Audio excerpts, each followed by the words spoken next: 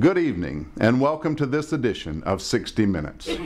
Tonight's report is one of intrigue, discouragement, and wonder as we look into the life of a terror, a radical and an oppressive antagonistic leader of a dark society we can only shudder to imagine.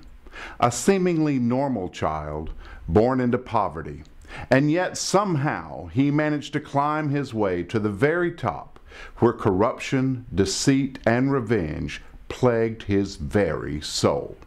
The dark side of the sun. He was such a sweet little boy, always so helpful, so considerate and smart.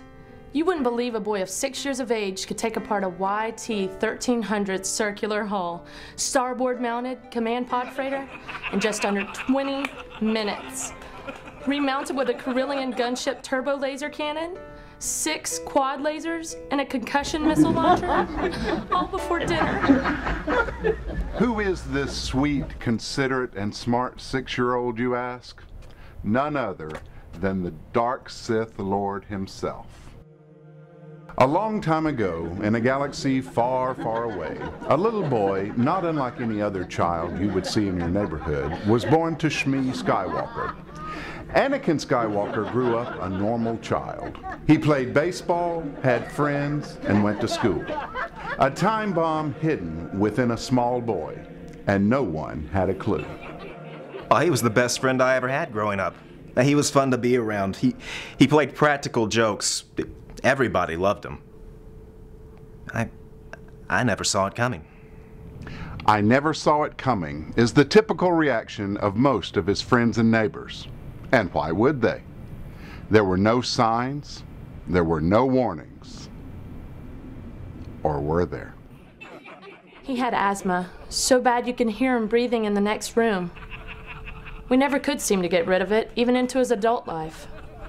But Anakin was so smart for his age. He used to clone the little neighborhood children until he had about 40 or 50 of each kid. Of course, clones aren't that smart, you know. A copy of a copy of a copy sort of gets somewhat muddied after the first couple. But little Annie had a way of persuading them to do his bidding. I don't know what it was, but he would play dictator and have all those little clones trooping right along after him. So cute. I noticed the change right away. In his junior year, he became obsessed with carbon freezing everything.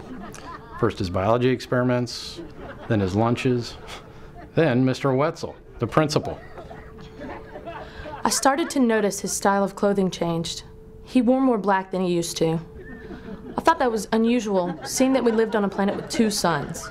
Black isn't exactly a cool color. He loved those flowing capes. After graduation, he jumped from job to job, never really staying in one place very long. He even tried his hand at comedy. I just flew in from Bespin 9, and boy, are my tricordyline turbo ignition engines worn out. I wouldn't say Mos Eisley was a gutter town, but I saw 2 Rhodians picking up a sand-sloped Tentarian in broad daylight. You suck!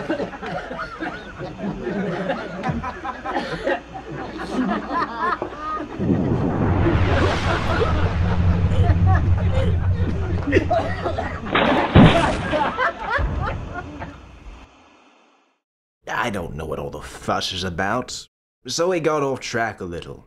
Conquered 2 or 3 galactic colonies. Who didn't do that in their younger days? I tell you, he was the best employee I ever had. Give you the cape off his back. Salt of the earth. So where is this salt of the earth now? We caught up with him west of the Dagobah system in a penal colony for the criminally accused, doing time for the crime. Why did you do it? Taking over entire galaxies, senseless killings, murder?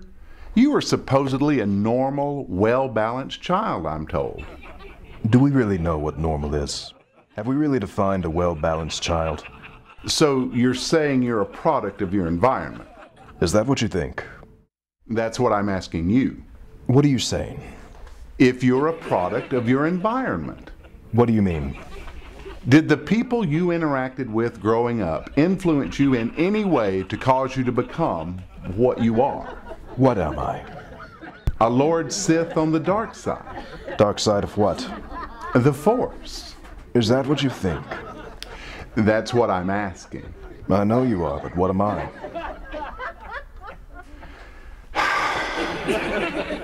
You making fun of my breathing proper? I don't know where I went wrong. Maybe if he had a real father, and not one of those midi-chlorian organisms, everything would have been just like it should.